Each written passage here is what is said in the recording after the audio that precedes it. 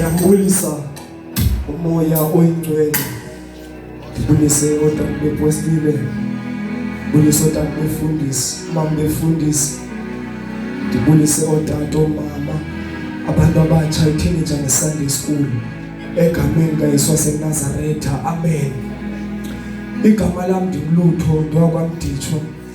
Ndiyazalwa ngapha eMount Fletcher kwiilali zaseTsitsana. Ngokokhonza lapha eFisante. Okubalulekileyo ndisinsiwe uYesu wasixolela izono zami usaqhubeka nokusixolela. Cela ke ngongalibazanga sithile incwadi kaYohane umpostile wokuqala chapter 5 verse number 1. Incwadi kaYohane wokuqala chapter 5 verse number 1.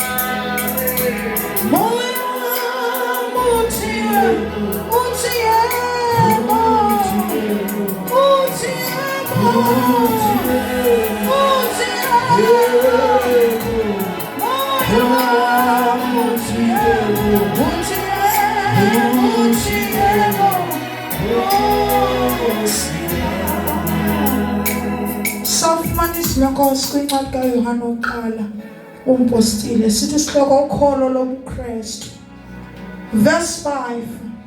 Kubani nalo uleyisayo ihlabathi ingenguye okholwayo ukuba uYesu unguye unyana kaThixo. Verse 6. Lowo ngulo wezayo ngamanzi negazi uYesu Kristu engenawo amanzi odwa. Cela uqale verse 1. Verse 1. Bonke abakholwayo ukuba uYesu unguye uKristu bazelwe nguThixo.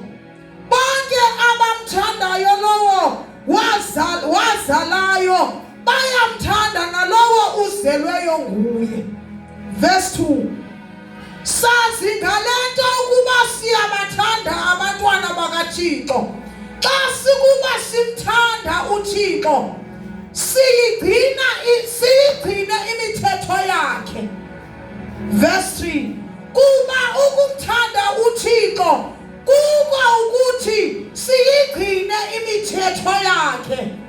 Ayinzima ke imithetho yakhe. Verse 4. Ngokuba konke okuzelwe nguThixo kuyalayisa ihlabathi. Lulo uloyiso oluleyisayo ihlabathi ukholo lwethu. Verse 5. Verse 7. Verse 7.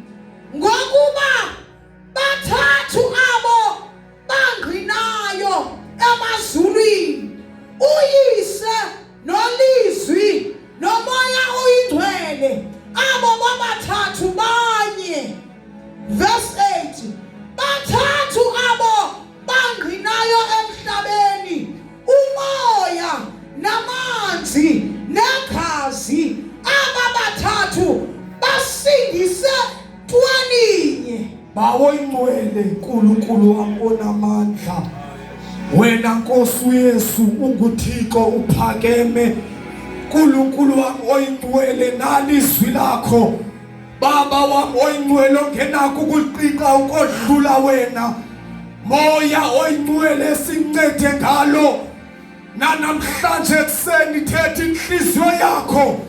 Moya wenyaniso ngalo izwi lakho egameni elenkosi uYesu waseNazaretha lona izwi lakho livuma ubumnyama ubaleke uNkulunkulu wami oyingcwele nanamhlanje wonke umkhosi akhuthele lona selelimele ujiwa ngamandla womlilo ngegama likaYesu waseNazaretha.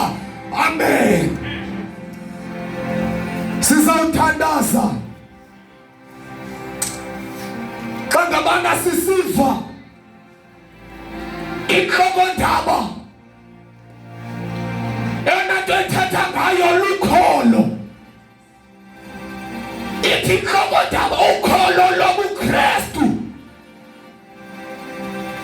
Ngamanye amagama ukuze sisindiswe kwanyanzeleka into yoba sikholwe kuYesu. Uthi Isaya xa ethetha igama ngubani okholiweyo ludaba lwethu. Ingalo kaYehova itshileke kubani?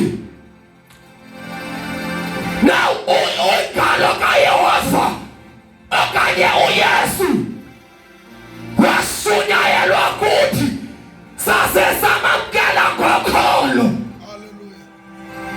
Emveni koba simamkele ngokholo sibunyanzelekile sihambe ngokwentando yakhe uThixo silapha kulo mhlaba. Xa sisiva apha kuverse number 1 ithi bonke abakholwe kuYesu bangabantwana bakaThixo. Ithi xa idlula abantwana bakaThixo sibaqonda ngohlobo loba bayithobele imithetho yakho Thixo. Hallelujah. Now thaba silapha kulo mhlaba kunezinto ezikhona into abagabana sizabulala ukholo lomntu ngamnye one by one. Hallelujah. Kodwa nanto endiphakamelayo abantu abagcwele kuye umoya ingcwele banawo amandla wolayisa lihlabathi. Uthi verse number 4 ngoko kuzalwe kuThixo kulayalisa lihlabathi. Hallelujah.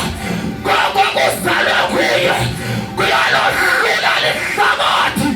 Ngalo mhlaba kwenkxaso kufuneka abantu abazolohlula lihlabathi ngoba zininzi izinto ezigcwele kulo mhlaba.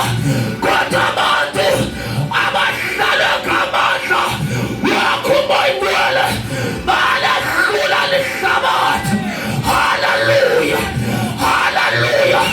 Bonke abahlala kuye balahlula lo mhlaba utshana.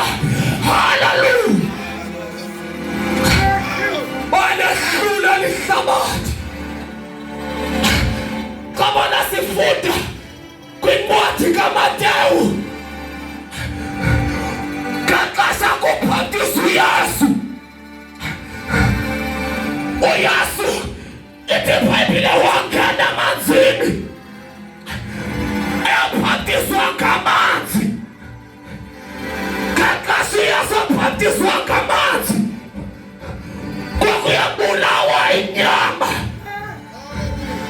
Kaxesha uYesu ehla emanzini emfuleni eJordani wayabulala inyama ngoba wayengena enyameni.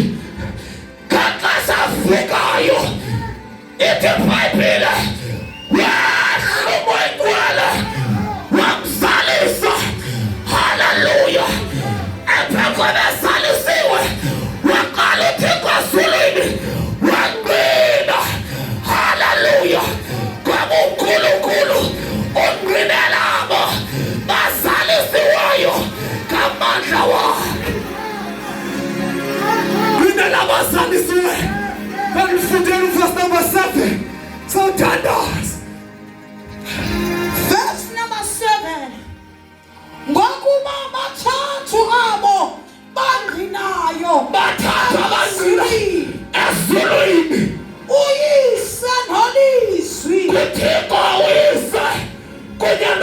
Yesu nomoya oyingcwele ibekhumondwele abo bathathu banye kamangqina sezulwini kubekho amangqina kulo mhlaba. Verse 8 bathathu abo bangqina emhlabeni Yes, umoya namanzi ingamanzi negazi negazi likaYesu. abo bathathu basikise entwaneni Hayibo, sahlanjwa ngagazi lakhe, ngaxesha singenwa kaThixo, ngaxesha sisindiswayo. Ingqina lokuqala langqina eliligazi labuya lesibini sayobhaptizwa ngamanzi. Langqina ingqina lesibini labuya lesithathu ingale kumoya oyingcwele. Kuyanyanzeleka ukade usindisiwe abe namangqina amathathu alikumoya oyingcwele. Lingqina lokugqibela, haleluya, kumele sizaliswe nguye. Masizaliswe nguye sibathenga intonga ka-Aroni. Ithi iBhayibhile sathatha intonga ezi-12 konyana bakwa-Israyeli zafakwa esibingelelweni kwase kwabuya ngexesha lithile kwayojonga intonga ekhazimulayo kwafika ka-Aroni. Masifane nayo lo mhlaba sikhazimule. Yezeni inkosi.